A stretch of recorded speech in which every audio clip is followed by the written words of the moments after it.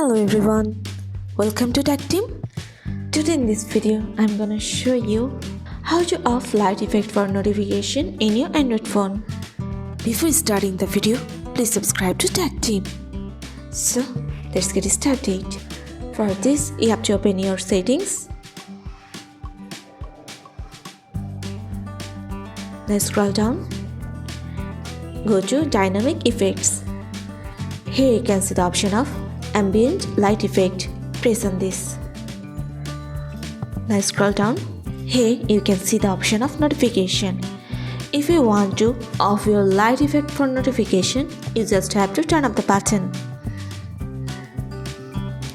That's it. So this is how to off light effect for notification in your Android phone. So guys, that's it. You can do this. I think this video is very helpful to you.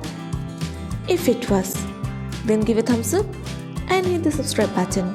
And thanks for watching.